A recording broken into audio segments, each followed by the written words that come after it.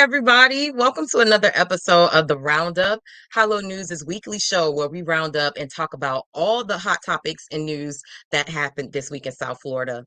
This week, we'll be getting right into it. We got a lot of juicy news that we need to discuss, and I got some great women here with me today that are going to help me break everything down. So without further ado, I'm going to jump right in it and add these beautiful ladies to the screen. Welcome Tiffany Ramos and Corinne Hey. Stewart to the screen. Hey, ladies. Hi. Hi. Welcome, ladies. Introduce the people if they haven't met you before. Let them know a little bit about you. Tiffany, we'll start off with you. Hi. So I am Tiffany Ramos of Simply Tiffany.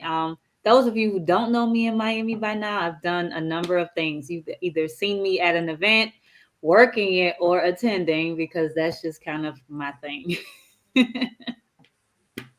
And Corinne, I mean, the people got introduced to you last week, but just let them know again, refresh their memory.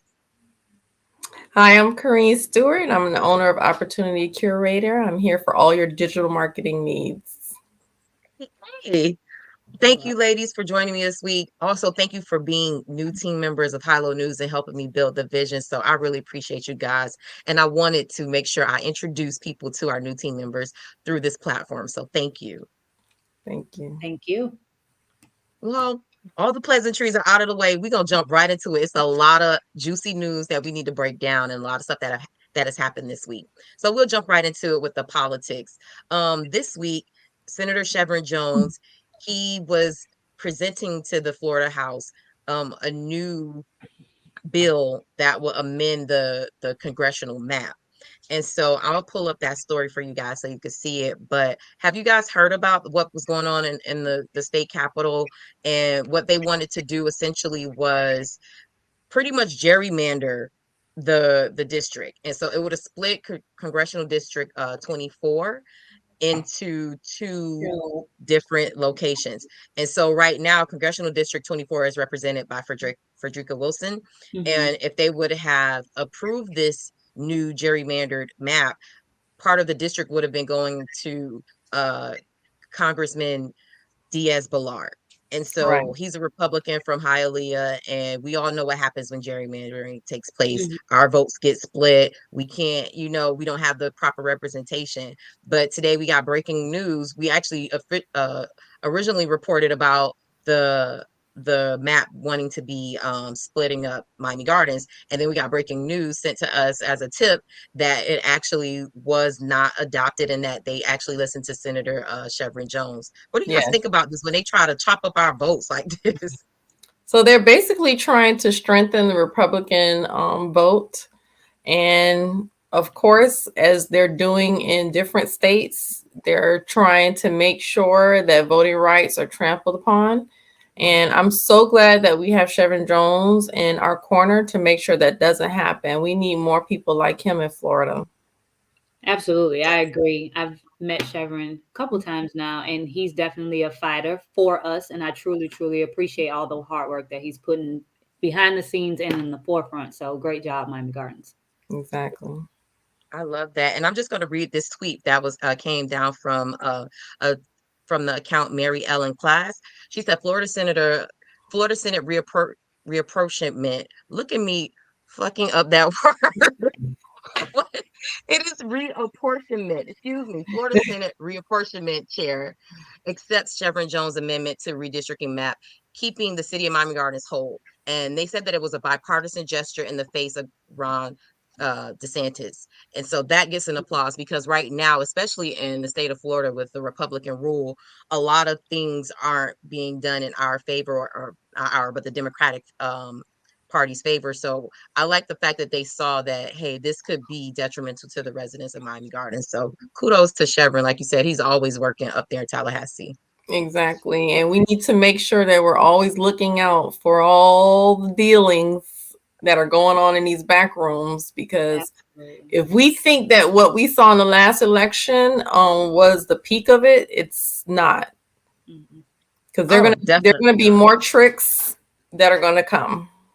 And Mhm. it's been so many attacks on locally and nationally on the voting population, and it's just amazing to me, like how they're trying to steal our votes. So I'm just happy, like people that we have somebody up there fighting for us. And like you said, that's why representation matters so much, because if somebody was there that didn't care, that would have got passed through, none of us would have known, and then you just wake up one day and now Congressman Diaz-Balart is your congressperson. So that's Exactly. crazy how they're always trying to steal our votes. Yep. And another thing that we need to make sure that we're looking out for, or that we're educating people on, is being an educated voter, an informed voter, because something happened in the last election where they were trying to split the votes in different districts for people who didn't even live in the district. I don't know if you remember that. So we really need to be a little bit more educated on what's going on in our own communities, especially when it comes to voting. Absolutely. Definitely. So just switching gears just slightly a bit, but still the same, trickery. Did you guys see this? Governor Ron DeSantis is pushing a bill to keep white people from feeling discomfort or guilty when they're learning about America's racist history. Um, just the caucasity of it all. Like I just It's I the just can't. capacity. And so let me read you guys a little bit of the post that we put up earlier today. A bill that would stop white people from feeling discomfort or guilt about discrimination and racism is making its way through the Florida legislature. The bill is being pushed by Governor Ron DeSantis. The measure, which has been approved at least by one Senate committee, aims to keep critical race theory (CRT) from being taught in schools and private workplaces. So that's also a new conversation that I haven't heard about, like the private workplaces. And the wording from the bill says an individual by virtue of his or her race or sex does not bear responsibility or actions committed in the past by other members of the same race or sex. The bill reads, an individual should not be made to feel discomfort, guilt, anguish, or any other form of physical, psychological distress on account of his or her race. Um, yeah. This is so ridiculous, because if that's what you're really trying to push, to keep people from feeling discomfort, there's so much in the curriculum that you have to take out. Right. Teaching people history should not be controversial. Well, it's only controversial when it's involving us. So I we mean, have to make them feel more comfortable about something that we've lived, endured, and continue to experience. I remember learning about the Holocaust. I remember going on a field trip with the Holocaust, and I was young, and I cried the whole field trip. And I they're still mean, doing it today. that was a lot of discomfort for me, but I'm glad that I learned that happened, because when I see things like this, I mean, are we not just inching towards that? When you're wanting to just wash out and just negate someone's whole 400-year history, what do you think is going to happen after that? Tiffany, you have children. What do you think about this being, what they want to do in schools? Like, what are your thoughts on that? It's interesting because I had a conversation with my middle school son. I have one on every level, which is good because I get to see exactly what's happening in the schools, and the curriculums are completely different. In elementary school, they still very much celebrate Black History Month, and there's a whole lot of conversation.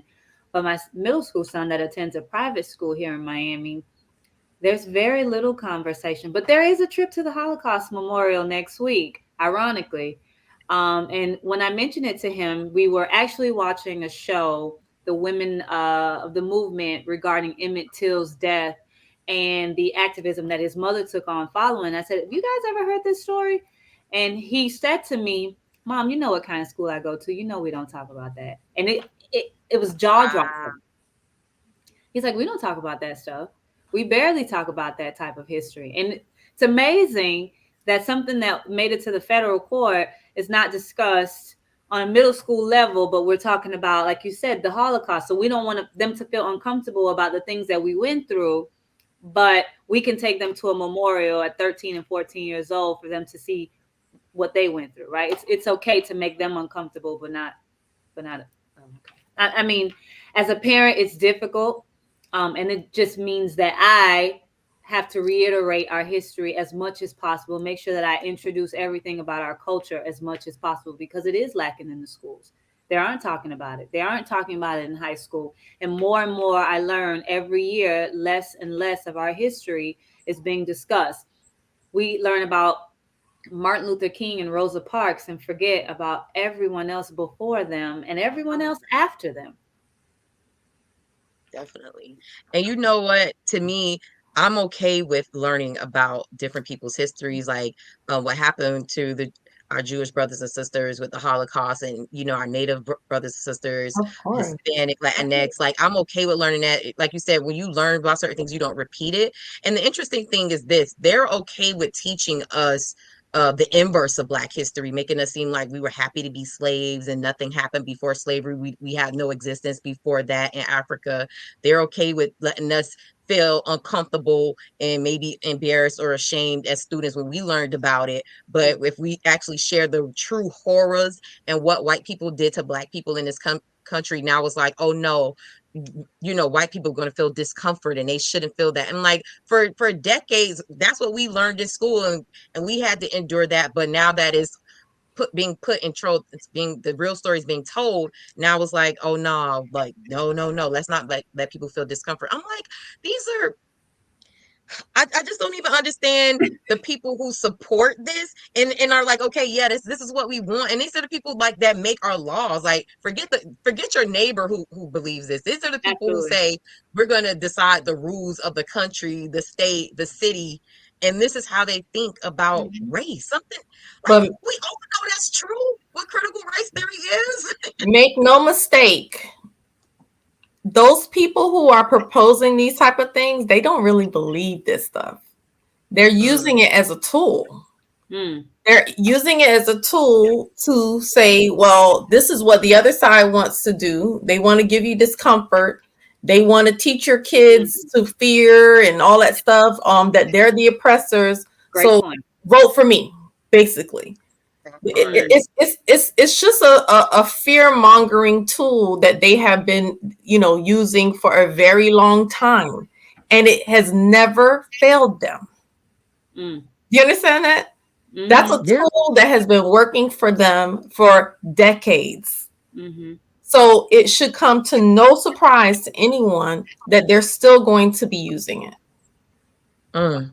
That's it. Because DeSantis is no idiot. He is he is a scholar. Absolutely. So he knows exactly what he's doing. Yeah. People like to say, "Oh, he's dumb." That man is not dumb. You don't get to be a governor being dumb. I think, like you said, the Republican Party plays these games. They know what their base want. Their base wants, and like you said, even if they don't believe it, they're gonna push it because that's what their base is talking about. Whatever their base is doing, that's what they're gonna jump to and do. And that's the unfortunate part is like it affects our children, our communities, and now we can't even teach proper history because it's going to hurt someone's feelings. But What that's about why the people it's that it important. actually?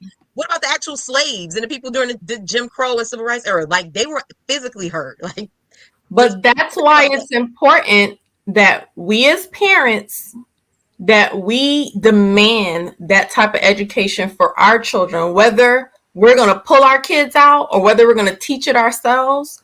There's a school, True Prep Academy, by some people that I know that they do a great job at teaching their kids, Black history and the power that they have and the strength that they have.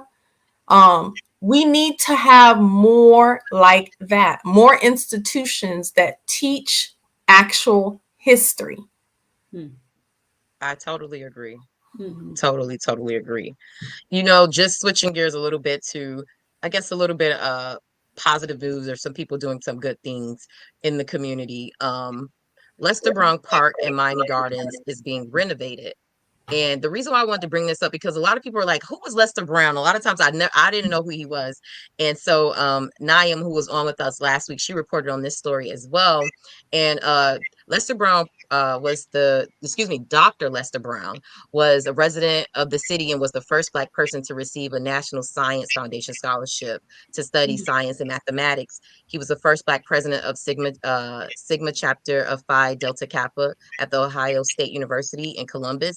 And in 2009, he received the Spirit of Miami Gardens Award for his service to the city. And so they named this park after him, and it's located in Miami Gardens. And they're going to do some new construction. The park will get a 3,000 square foot community center with the office, locker rooms, multi-purpose room, restrooms, and storage. And the plan includes extensive improvements to the park's utilities, drainage, landscape, and security, and upgrades to the walking trail and a parking lot expansion. And this is a part of an ongoing process in Miami Gardens to improve the parks in the community. And I thought that was really cool to just highlight this Black man who's, done a lot of great things and made history. And his park is getting a facelift. Guys, what do you think about that? Like, have you guys been to Lester Brown Park, and have you guys been hearing about the upgrades that the city of Miami Gardens is doing to their parks? I know, I know, I've been to that park before, but most parks in Miami Gardens, well, one, I don't know what they have planned on renovating as far as like what they're going to be putting into the park. But I know for a fact that for Miami Gardens, be called Miami Gardens, they don't really have that many gardens. So they gonna get us together, Cream. Ooh, they get you. It's not the first time I said it though. I am hoping that one day that there can be places, amenities that Miami Gardens has live up to its name, where tourists will come, like how people go down to Miami Beach to look at the beautiful gardens that they have. Mm-hmm. I am hoping that one day we can have amenities like that, because even like our walkways and stuff, I see that they're, slowly renovating them. They're making them beautiful. They're beautifying them. There's some other places that I wish that they can do it, because we need more outdoor spaces, because then that will encourage people to come. Mm-hmm. I agree. Tiffany, are you from Miami Gardens or no? No, I'm not. I'm from Miami. So I'm not familiar with the parks there, but I'm always, especially as a mom, excited to hear that they're providing safer, cleaner, more beautified spaces for these kids to go, because they need somewhere to go. And so anything that will improve them getting out of the house and off of electronics, I'm all for it. So again, good job, Miami Gardens. Yeah. I'm born and raised there, so I can say whatever I want to say. Look, this is what this platform is for. We're going to discuss it. We're going to give context. We're going to give opinion. It's all of that. That's what this is about. This is a millennial show, a Black driven show. We have Black women here. We're going to talk from all those perspectives. So I ain't mad at you. Now, I will say, as a Carroll City girl, Miami Gardens girl, I will say this. Yeah. I don't know. I've seen the difference over the years. Like you said, I wish there were more green spaces, but the ones that they have and that they're renovating, I appreciate it. Like for me, one of my favorite places to work out and walk and get my cardio in is that trail that borders the library and the Walmart and the stadium, and I love it. And so they keep that up, and I'm hoping that now, like that, the parks are getting trails.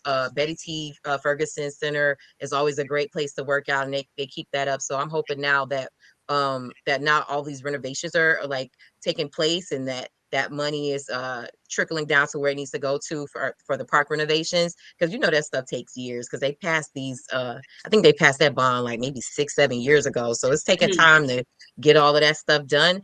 And I'm just happy to see how it's turning out. Like I drove past Bunch Park, and you can see like how they transformed that. Yes, like, it doesn't you are right about that. Yep, it's really nice. I did drive by it the other day too.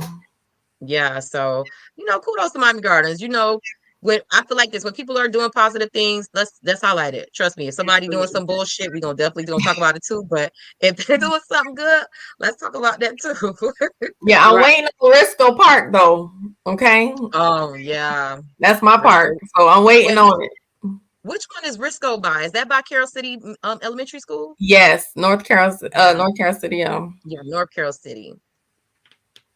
Well, we're gonna switch gears a Wait, little I'm bit. sorry. That's Oh, not the name of it anymore. I think it it's was a new. called Barbara Hawkins Elementary or something. You're Um, absolutely right. It's not North Carroll City anymore. It is Barbara Hawkins Elementary Yeah. School. No, let's correct it because they'll correct us in the comments real quick. Yes. Um, I was saying we're gonna switch gears to a little bit of a sad subject. And we were talking about it before we went live, but over the weekend there was a murder of a popular local rapper.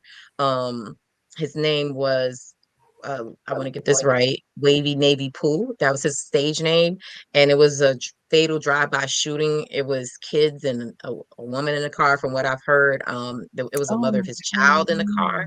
God. Haven't confirmed that, but that's just the chatter that is going on, and it's just crazy. What happened to him, and I've been hearing that people are saying that it's going to be, a war going in Miami based off of the shooting of this young man who lost his life so soon. Have you guys heard about this? Tiffany, um did you know or hear about this story? so I'm not familiar, unfortunately. I'm sorry, my 305 folks. I'm not familiar with the rapper. I've heard the name a few times, but I definitely heard about the shooting. The chatter was all over social media.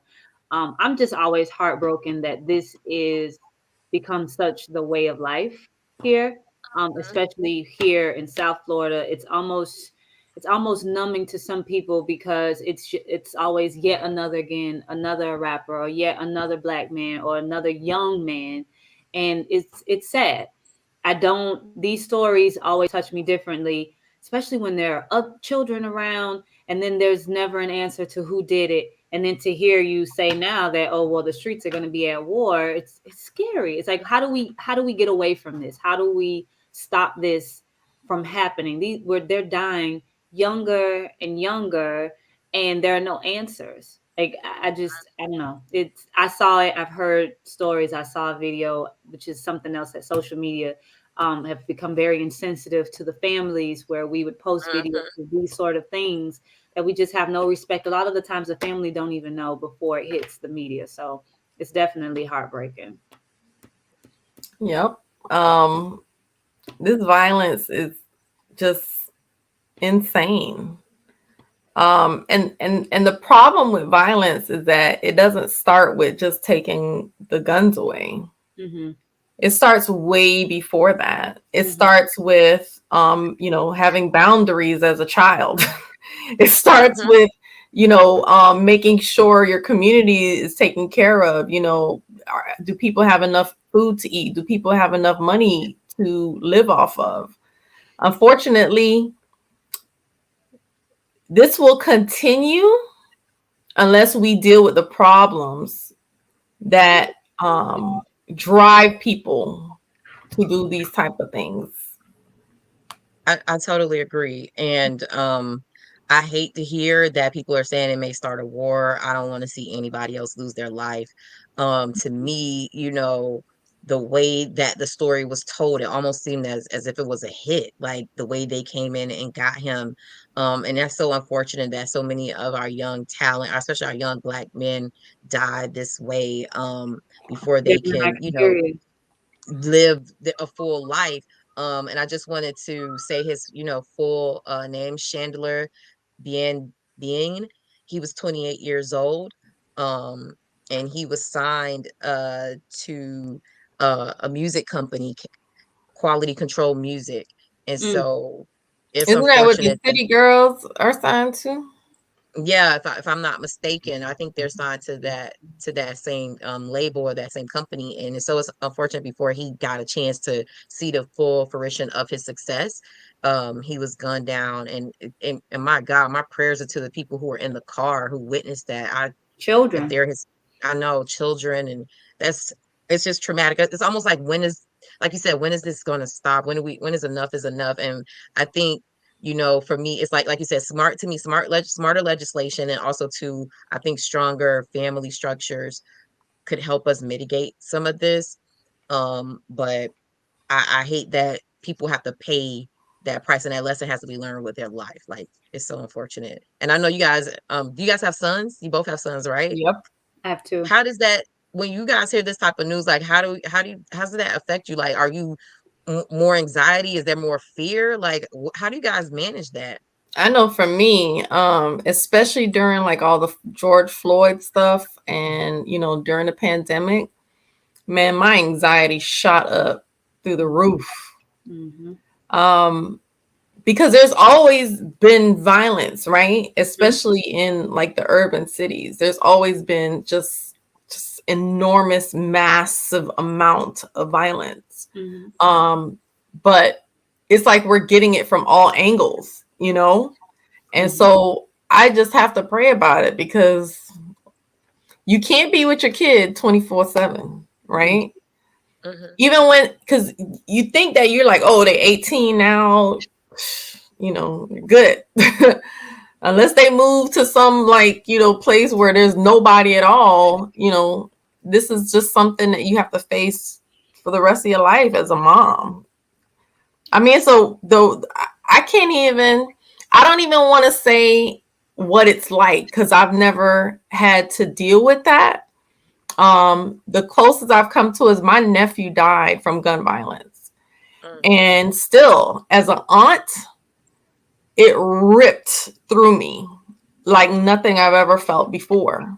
But it's still different than you being the mom. It's still different. So, I am glad that like, there are organizations that exist to deal with these type of things, as far as like the family getting help, because you have to feel that when your loved one dies and it feels like that person's been taken from you, just with like, just out of nowhere, a split second, they were there and they're not there anymore. I there's no words. Yeah. Man, For Tiffany, me, what about you? I don't know. I have these conversations with my sons as often as possible, and it's sad because before, they were just kids. You don't, these things weren't as televised, and the kids didn't have as much access to seeing this. When I was a child, it's not like you mentioned, these things were not happening, but I wasn't privy or had as much access to this information as these kids do now. Everything that I hear, they hear, and probably before me. With the access to social media, and these kids get this information almost immediately after it happens. So they bring the things to me before I could even address it. And so I talk to them a lot about building great character and integrity and standing up for who they are as young Black men, but being totally aware of the target, unfortunately, that they carry, being young Black men, Yep. addressing themselves accordingly, being respectful and mannerable to everyone that they come across, but understanding that everyone's not going to be receptive of it because they're brown boys. So it was confusing initially, but as the older that they've gotten, and definitely more emotionally intelligent, they understand. They probably get it more than I do because they face it a little bit more, being men or young men versus me being a woman. They see the stares. They understand when they're approached. There was an incident with my son Mm, last summer when he was coming from football practice. He attends a private Catholic school in Miami. And this was not too long after Floyd's death. He was on the bus stop and he was approached by two gentlemen in a car, and he had his headphones and his hoodie on, and they asked him why wasn't he answering them, and he was ignoring them because they were saying things inappropriately to him, and he was obviously taught not to respond and to ignore, and to make sure that he, was aware of what was going on around him. And he was afraid. At 15 years old, he shouldn't be afraid to sit on a bus stop and not have to respond to people that are calling him outside of his name and threatening him. Oh, you better listen to me, boy. Y'all so stupid. Y'all don't like to listen. That was what was said to him. And he was on the bus stop listening to his headphones, not being disrespectful, but just not paying them any attention because they're in a bus, in a car at a traffic light. So I don't teach fear to them. I teach them to stand up for themselves, but they also just have to be mindful of the world that we live in, unfortunately. And it's sad because you would think that we've overcome so much and we really haven't. Yeah. Yeah, and you got to be aware. Mm-hmm. You Yeah. know, when because my first degree is in criminal justice, and my professor, God rest his soul, Mr. Henry from Carroll City, he used to teach us all the time, like, how to be aware of our surroundings. Mm-hmm. Because nowadays you have to be on the defensive. Yes. No, I'm sure this guy, was just going about his day. He's probably not looking around. I'm not sure what happened, but nowadays it's like you have a little money, somebody wants to get that little money. Mm-hmm. So you got to be Yeah. aware. Mm-hmm. It's Absolutely. amazing how you guys have to teach your sons, like, be aware of like police and racism, but also be aware of like random gun violence and black on black crime. And it's like they're getting it from both angles. My Mm-hmm. prayers are out to any parent that, have to raise their child in this world, and, just always praying that your kids make it home safely, because Every you day. just that's but I just feel like the fact that, especially as black women, a lot of mothers like just live in that constant, like, sometimes, I wouldn't say constant, but you have that a lot, like maybe fear and anxiety, and it's just unfortunate that that's just the existence and the reality of it, man. But rest in peace to Wavy Navy Pooh. Condolences out to his family, and we Absolutely. pray that the murderers are caught, or the murderer is Yes. caught. Absolutely. um, Something that I wanted to discuss about uplifting the community, and this is some good news coming out of Mind Gardens again. Um, and Local realtor Davika Williams is bringing buying power to the community. She's partnering with Councilman or Vice Mayor, excuse me, Reggie Leon, and Davika is a realtor with Elite Realty Inc. And she's hosting a home ownership brunch this Saturday. She will award up to $2,000 in down payment assistance to attendees. That's pretty dope. That's Um, good.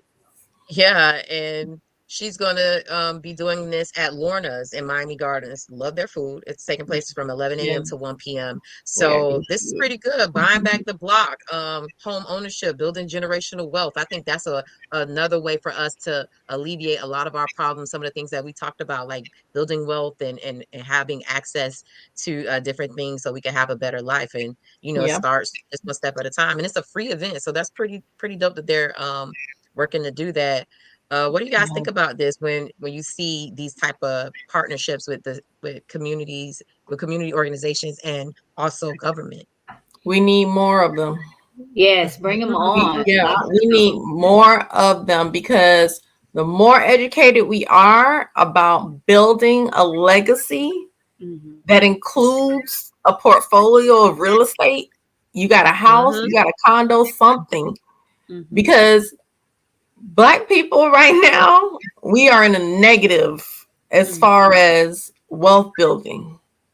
And there's like I think they said like a 600-year gap, Wow. Wow. 600-year gap.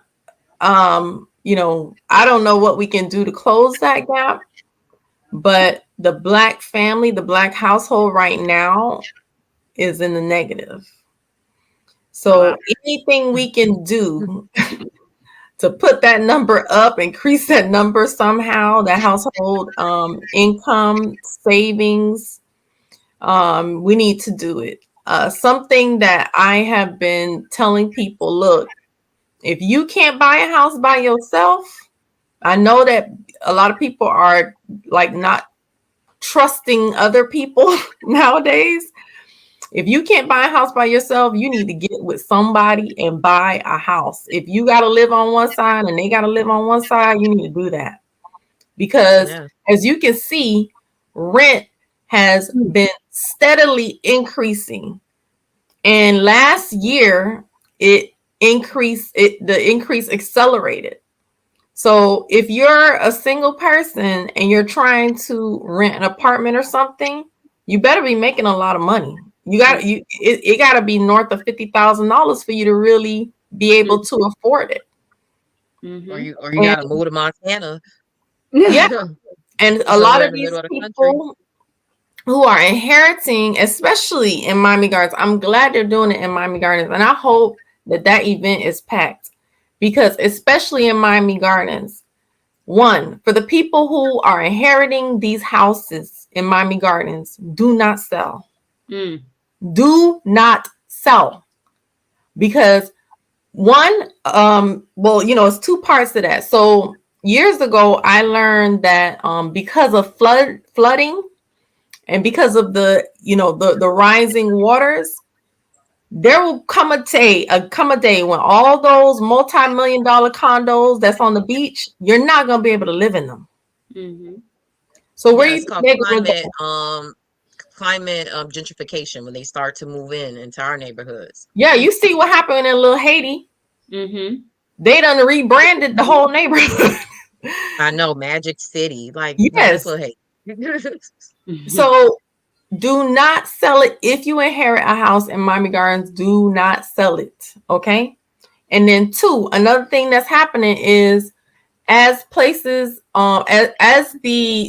as realty is going up, to buy a house is very expensive now.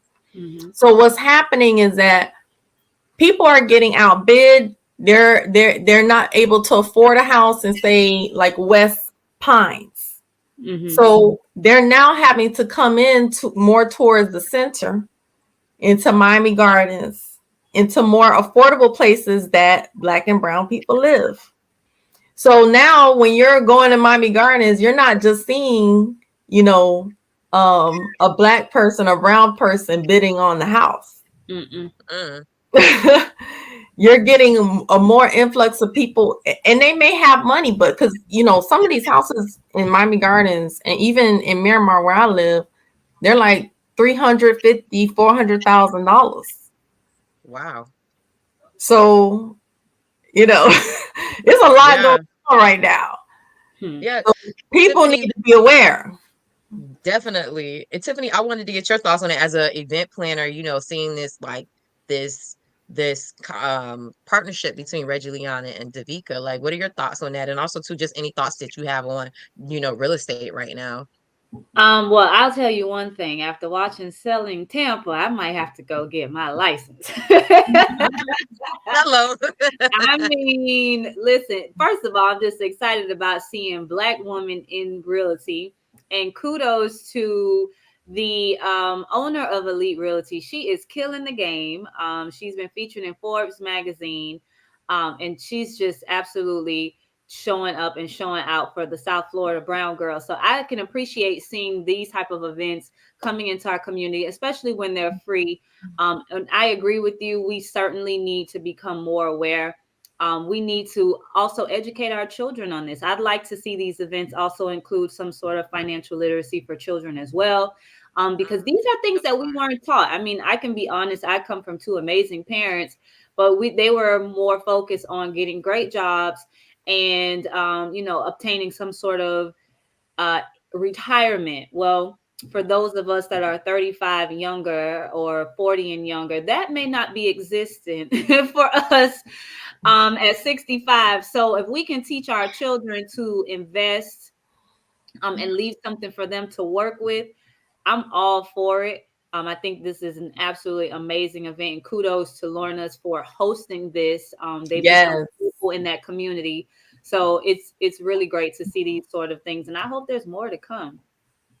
Yeah, definitely. And shout out to Matari and his wife, owners of Lorna's Caribbean Grill and Miami Gardens. Because, like you said, they've become one of those staples in the community, a place where that if you want to host an event, they're willing to Mhm. work with you and make sure that you could get that done. So, that was just good things all the way around. And definitely, like you said, proud to see a Black woman doing her thing in real estate. I was watching Selling Tampa 2, binged it this weekend, obsessed with it, love it. I haven't watched Um, not one episode, but now I gotta see it because y'all oh, talking about it.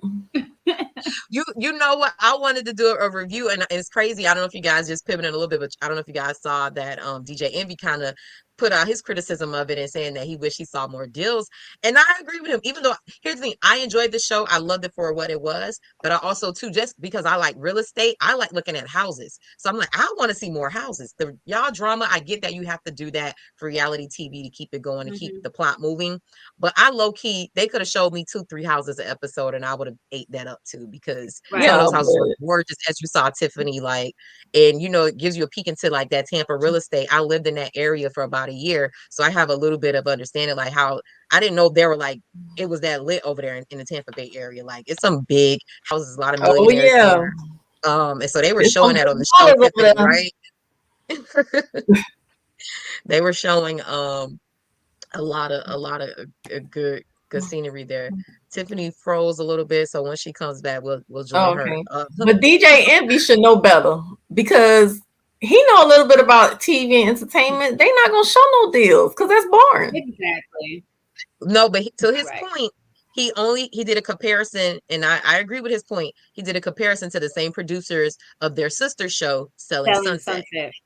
And so on that show, they're always showing deals, and it's primarily white women. So he was saying, look, don't do our black women like that. They're closing deals, they're doing stuff. Let's not make them look like Love and Hip Hop and all these, Right. trashy reality shows, no shade to Love and Hip Hop. But he's like, look, we don't need to see all of that drama. Let's show them closing deals and doing business just like you did with the white girls. So I feel him on that. But even with that criticism, it still was a good show to me.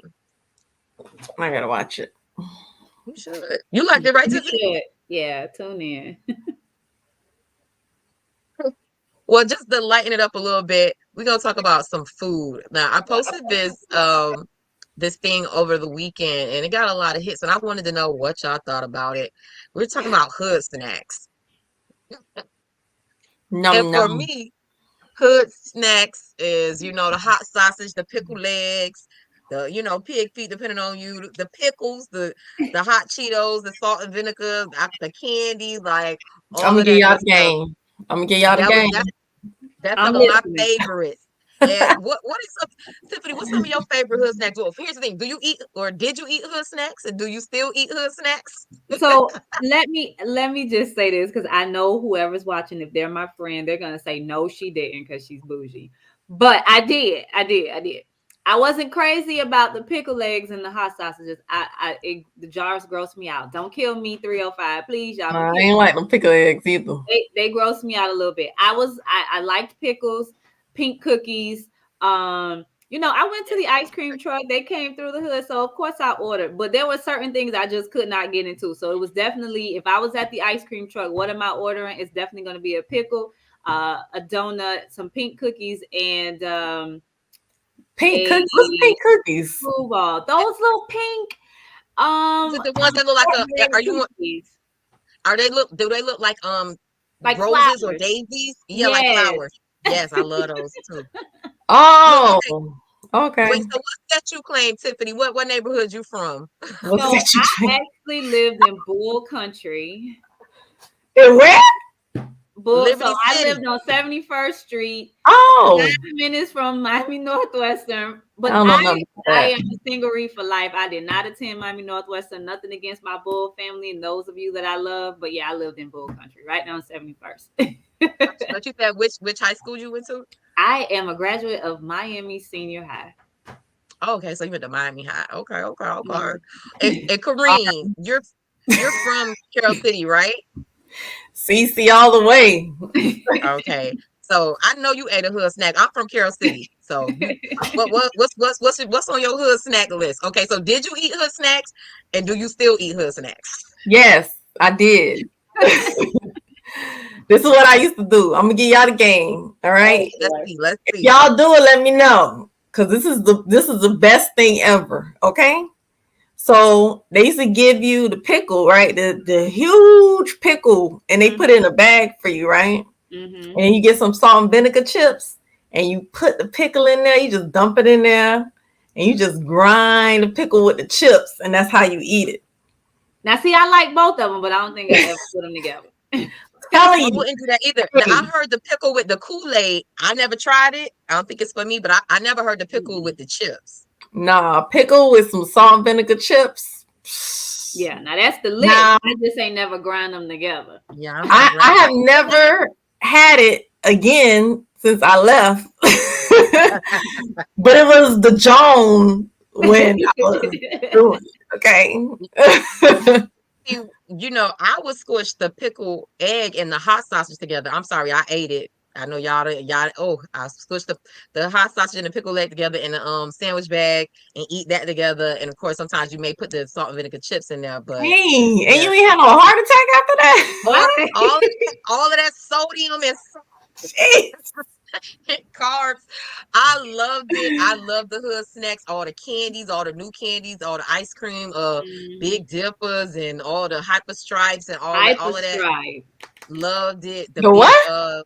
The hyper hyper stripe, stripes, the blue and white, red, white, and the blue and blue white syrup, popsicle. Oh, the yes. super stuff. Okay. Okay. I love all of that strawberry and chocolate shortcake, all the hood snacks, Yes. everything. I ate it all, and I can't eat it as much now. Of course Mm-mm. No, not. I can't eat it at all.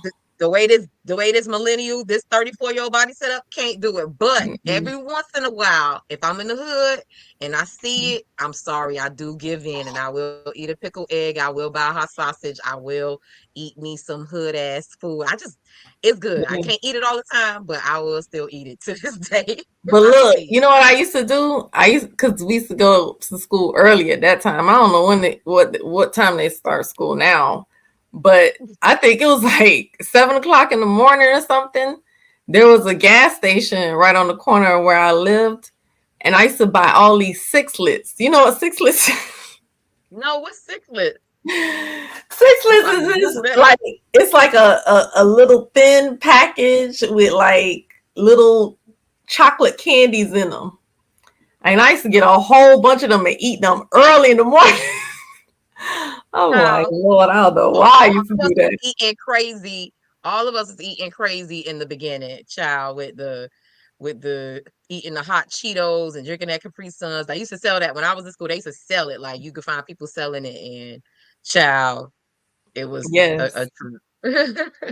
Can't eat I like that mean, no more though. definitely can't eat like that anymore.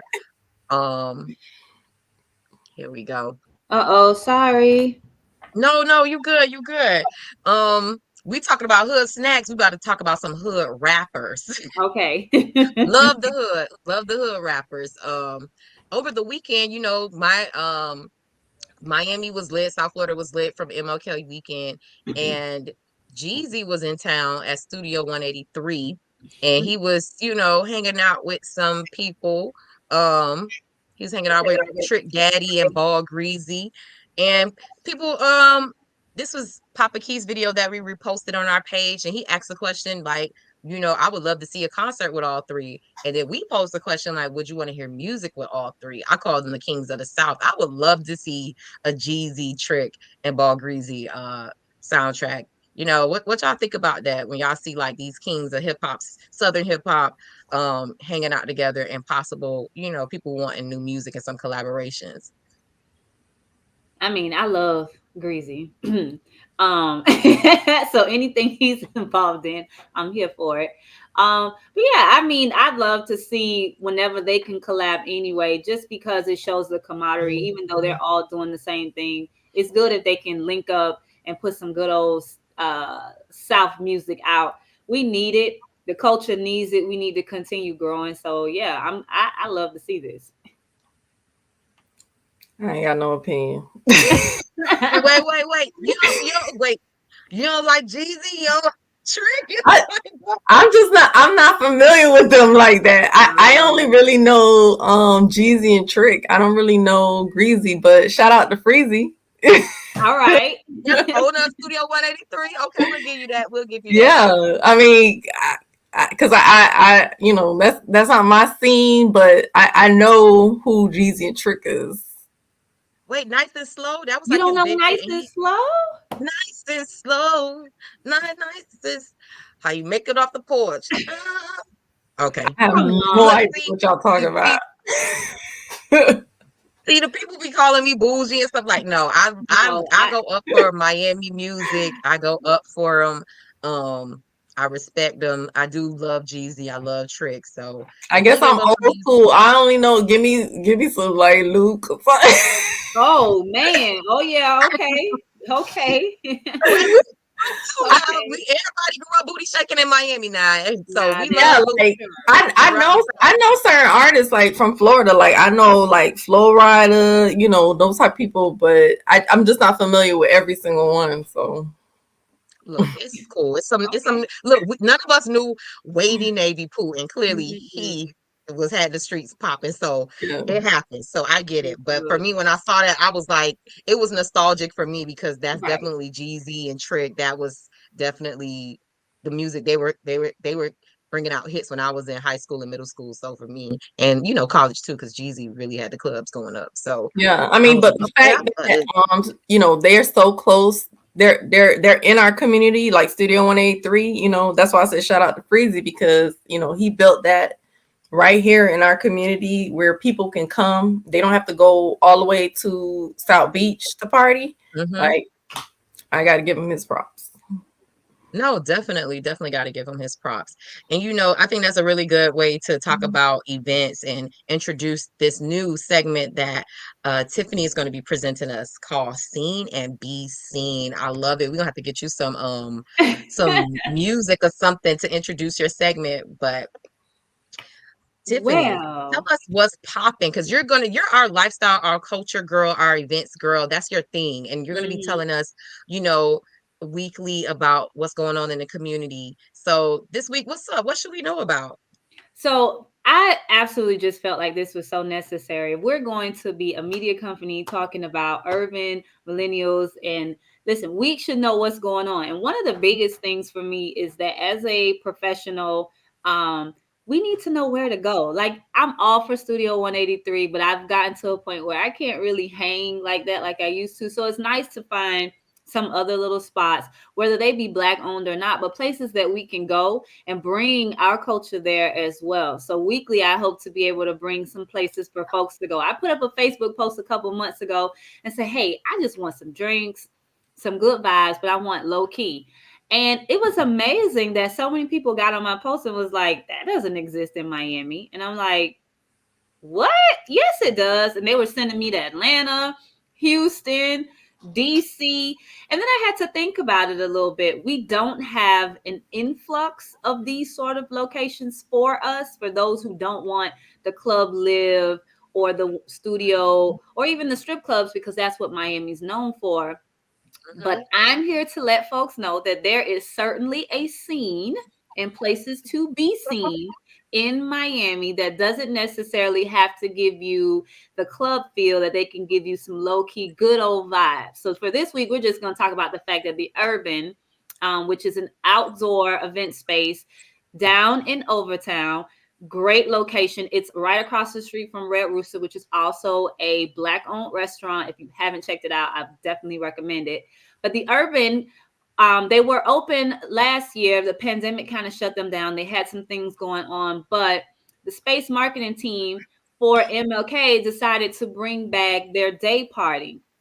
They had all of Miami's top DJs there, DJ Tight, DJ Bo Weezy, and a host of other DJs. And from the photos, there was a blast. And from what I from what I heard, the music was perfect. Everyone was having a good time. And that's exactly what we need. I mean, we need to bring back places like this because there's the wharf in Miami, there's the wharf in Fort Lauderdale. But when you go there, we know that the type of climate, the type of music, and what you're going to see in the building isn't going to be us. So we need places like this where we can go have a good time, and we should be able to be introduced to things that are beautiful and new, and we shouldn't be confined to just the same old same old. So congratulations to them for pulling off a very successful event, and I am definitely here to give y'all some more options. Love Awesome. that. Have you I guys love been that. there? I I have. have been to the It's nice. Shout out to yeah. Keon.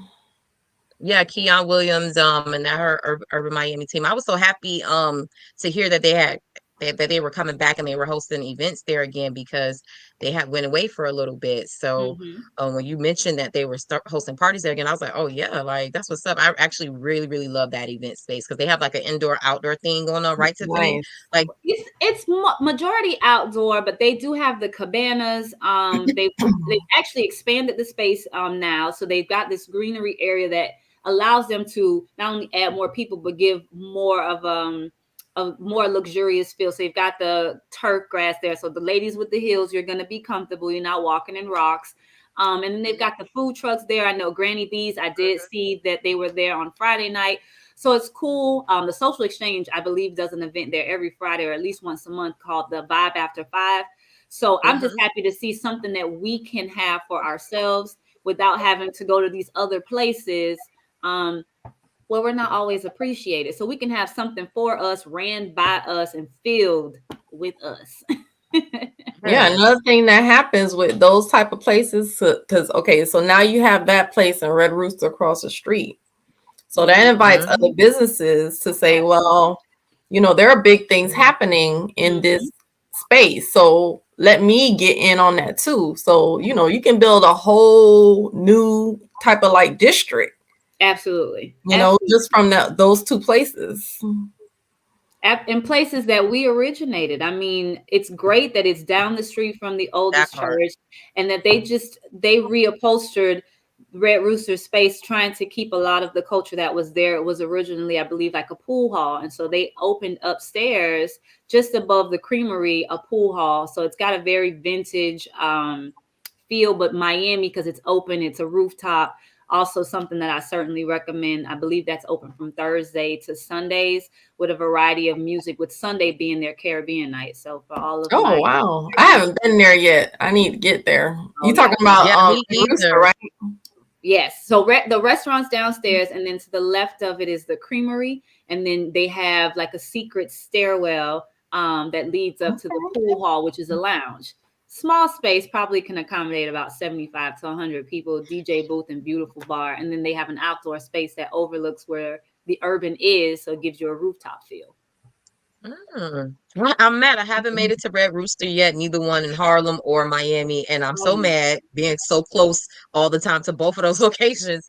But I Mhm. definitely have to make it there. And I think, Tiffany, we were talking offline and you were telling me how dope Red Rooster was and like the proximity to the urban and how that whole like downtown, I guess, Overtown area, like it's Right. just being built up with the Lyric and them having events Exactly. there, that terrace, the Ward Rooming House. It's so much that's happening down there in Overtown. Definitely a good space to be. Awesome. You guys have to check it out though. Make sure and I'll drop some information on our page where you guys can see all of the other events that are being hosted at the Urban. Oh, I Awesome. love it. Thank you so much, Tiffany, for letting us know what's going on in these streets, what's the entertainment, the lifestyle things Mhm. that people need to know about. And I'm looking forward to learning more and sharing that with our audience, what you know, what you're saying that needs to be Mhm. seen and be seen. Like, and if you guys have ideas and places that you want Tiffany to check out, definitely hit us up. We'll see if Tiffany could go or attend or check out your spaces and let Mhm. us know and report back to us on if it was hot or not. So, That's right. I sure will. If it's a scene to be seen, I'm gonna definitely let y'all know. Thank you. yeah, I love that. Thank you so much, Tiffany, for sharing that with us. And that's going to be a fun segment to keep doing each week. Ladies, we had a really good show today. I really appreciate y'all for coming on today. I just want to let the viewers know, like every week, you may see some different faces, but they're all going to be Hilo News team members. Sometimes we'll have a guest interview or a guest host in, but for the most part, we're going to be Hilo News team members coming in, breaking down the news of the week, giving you context, giving you perspective, giving you opinion, laughs, and everything in between. Ladies, I appreciate y'all for coming on tonight. Let the people know who you are, Tiffany. If they want to follow you, if they want to connect with you, let them know how they can support you and follow you on social media. Well, I can be found on Instagram at Simply Tiffany, spelled the same way as my name. There it is, Simply Tiffany on Facebook and Instagram. As I mentioned, I am an event planner and host, and I'm also a new member of the Hilo News team. All right. I love it. And Thank you. Thank you. And Kareen, tell the people how they could connect with you, how they could support you and your business and just anything they want to know about you. How can they connect? so you can just follow me on Instagram, Kareen17, Krene17 on Instagram. You can find everything there. You don't need to go anywhere else. And all my business stuff is there too. Links to my business. If you have a business and you need work on your digital presence, if you need help in creating your business or scaling your business, then holla at me. All right. That's awesome. I love that. Love that. Ladies, it was a pleasure speaking with y'all today. Good fun, good vibes. And I hope the audience felt you guys. So thank you again for joining me today. All Thank right. you. Peace. Oh my gosh, y'all. This was amazing. Another great episode of High-Low News. As always, I want you guys to follow us on social media. You can follow us on Facebook, Instagram, Twitter, YouTube, and LinkedIn at High-Low News. And go to highlowNewsMiami.com and sign up for our weekly newsletter. We have a crowdfunding campaign coming up, and I want you guys to know everything about it, get all the updates so you can support us and learn any news that we have coming from High-Low News. And of course, our weekly newsletter, we got that as well. So sign up for our newsletter so you can stay up to date on everything that's going on in Black South Florida for Black millennials. This has been another episode of the Roundup. I appreciate y'all for joining us. I love y'all for real. Y'all have a good week.